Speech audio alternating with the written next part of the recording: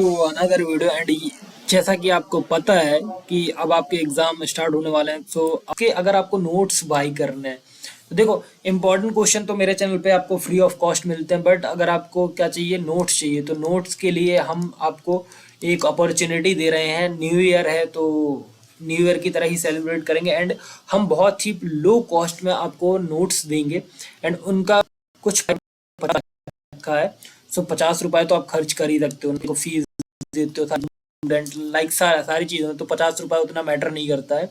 And ये top 20 important question वाले हैं आपके exam oriented and top most important question है, आपको सारा नहीं पढ़ना पड़ेगा। सब क्वेश्चन देखते हैं कि explain the need, objective and evolution of operating system. तो देखो, हमें एक्सप्लेन करना है कि हमारी नीड क्या है, ऑब्जेक्टिव क्या है and evolution of operating system. ठीक है, तो पहला क्वेश्चन ये था। एंड अपन क्वेश्चन क्या मिलता है कि explain different type of operating system with example. So different type के जो ऑपरेटिंग सिस्टम है जो हम यूज करते हैं विंडोज में, मैक में, ये सारे हमें ऑपरेटिंग सिस्टम सारे सब चीजें बतानी है। ठीक है, तो ऑपरेटिंग सिस्टम हमें बताना है कि डिफरेंट टाइप के ऑपरेटिंग सिस्टम कौन कौन से। ठीक है, फिर क्वेश्चन नंबर 3 आता है explain operating system service.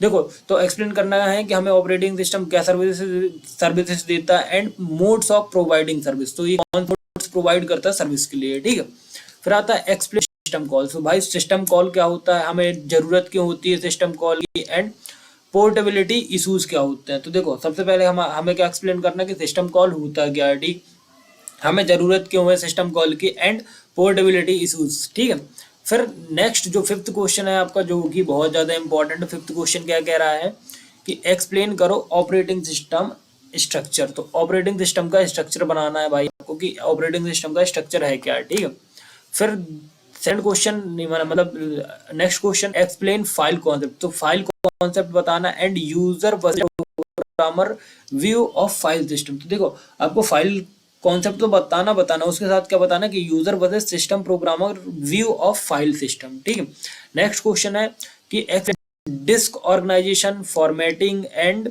Formation. So देखो, एक्सप्लेन करना आपको disk organization, formatting and file system creation. ठीक, फिर आपका जो 8th क्वेश्चन है वो क्या है कि हमें एक्सप्लेन करो कि आपका डिस्क स्पेस एलोकेशन मेथड क्या है। Disc space allocation method contiguous, linked and indexed. तो ये 3 मेथड है, तो आपको इनको अच्छे से डिफाइन करना है। ठीक है, फिर 9 नंबर पे हमारा क्वेश्चन क्या है कि आप बताओ explain directory file protection mechanism.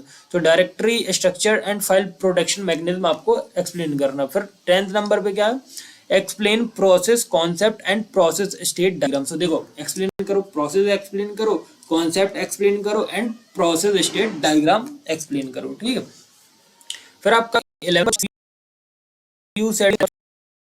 तो देखो, सीपीयू शेड्यूलिंग एल्गोरिथम क्या है एंड इसका इवोल्यूशन। ठीक है, तो ये कब इसका मतलब जन्म हुआ, इवोल्यूशन कब हुआ। ठीक है, सो फिर नेक्स्ट क्वेश्चन है explain thread scheduling and multiplying. तो आपको थ्रेड बताना है, थ्रेड्स चाहिए एंड थ्रेड शेड्यूलिंग बताना है एंड मल्टीप्लाइंग शेड्यूलिंग। ठीक है, फिर आपका 13 नंबर पे क्या क्वेश्चन है, explain concurrency, mutual exclusion and critical section problem. तो देखो, एक्सप्लेन करना what is explain concurrency, mutual exclusion and critical section problem. ठीक है, फिर आपका आता है explain semaphores, monitors and classical synchronization problem. तो ये आपका बहुत इंपॉर्टेंट क्वेश्चन है कि क्लासिकल सिंक्रोनाइजेशन प्रोसेस प्रॉब्लम्स हैं क्या। ठीक है, फिर आपका एक्सप्लेन करना आपको deadlock characterization and prevention and avoidance. तो डेडलॉक से के क्या प्रिवेंशन है एंड अवॉइडेंस क्या है। ठीक है, फिर आपका आता है 60 नंबर पे explain memory management technique and paging segmentation. So memory management technique बताओ, पेजिंग एंड सेगमेंटेशन। फिर आपका आता है explain virtual memory and demand paging. ठीक है, फिर 80 नंबर पे डिस्क शेड्यूलिंग एल्गोरिथम। तो डिस्क शेड्यूलिंग एल्गोरिथम भी बताना है आपको। फिर बताना है आपको explain IO input and output operation and input output सब सिस्टम। ठीक है, देखो, I am sorry, explain input output operation buffering explain करो। फिर kernel input output subsystem एक्सप्लेन करना। फिर आता है आपका 20 नंबर पे explain protection, security, virtualization and modern operating system type. तो ये आपके 20 इंपॉर्टेंट क्वेश्चन है। एंड अगर आपको ये वाला ये जो पीपीटी है अगर ये आपको चाहिए तो प्लीज़ आप हमारा टेलीग्राम चैनल ज्वाइन कर सकते हैं, वहाँ पे हम ये आपको अपलोड कर देंगे, ठीक है। एंड अगर आपको नोट्स चाहिए तो कि मैंने आपको बताया कि नोट्स स्पीड रहेंगे, अगर आप चाहते हैं तो प्लीज़ आप ले सकते हैं। बाकी all the best for exam, मिलते हैं नेक्स्ट पेपर में, ठीक है। So thank you.